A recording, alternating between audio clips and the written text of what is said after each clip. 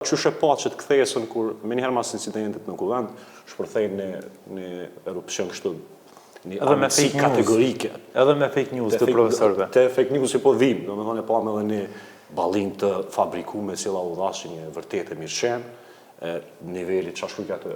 Ti me kadria i lavdrohet nga gjurici. Gjurisht thot që ajo kalzoj dignitet e kur ajo dishka kështu. Edhe u shpërndapej rrethit të miqve të ngushtë të Zotit Kurgjish, është Elvis Hoxha, është ligjerus në shkollën politike, ai tjetri Suçtarova, është në këtë rast ka edhe Sadri Ramabaja. Megjithatë raportimi jonë mas ne ata kërkojnë falje. Është mirë që një pjesë serioze e mediave tona, këtë rast nacionale po edhe tjerat, kanë fillu me u sofistiku edhe me qenë shumë të shpejta, edhe pse fundit ka qenë dashur me qenë edhe më herët, kanë shumë të shpejta në zbulimin e lajmeve të rreme, në zbulimin e montimeve me inteligjencë artificiale.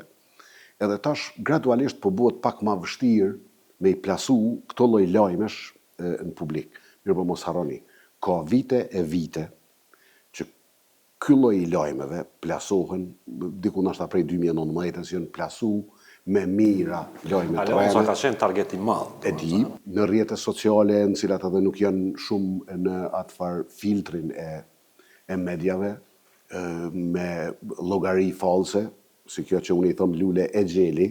Po. Do të thonë, është bombardu opinioni publik në Kosovë me lajme të rreme, me lajme false, me pretendime totalisht false, me importim të lajmeve prej Rusisë dhe prej Serbisë, të cilat janë të kuzhinume me shkaktu probleme në Kosovë. Kjo është lufta hibride fundit. Ata kuzhinojnë në vazhdimsi me sjell Kosovën në pozitën cilën fatkeqësisht mesazhi më shku që Kosovën nuk e dojnë serb të Kosovës, po as shqiptarët që janë tu e dashur. Unë duhna me fol për këtë temë. Dëgjoni.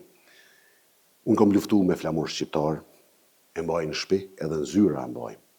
Po nëse kryeministri i Kosovës, ai që e lyp mandatin, del vetëm me flamur shqiptar në foltore të kuvendit, mesazhi që dërgon jashtë Kosovës është tepër i qartë, nuk po e du që të shtet. Që ta dini. Këto janë kuzhinime të armiqve tonë, të cilët prej vitit 1999, kudo që kanë shku, në çfarë do kancelarie botnore, në çfarë do konferencë, në çfarë do takimi bilateral e kanë thonë një gjë. Jeni të bëu shtet fals. Ju kanë thonë amerikanëve dhe europianëve. Për shkak se atë shtet nuk e dojnë as serb, as shqiptarët se dojnë ashtet. Çka duhet me bëu? Duhet mi da, mi coptu sipas hartave tona. Tash qysh është e mundshme që dikush që udhëheq me çet shtet, praktikisht e mbështjell me vel kombëtar një diçka që mundet në fundit me dalë me qenë shkatërruese për vendin tonë.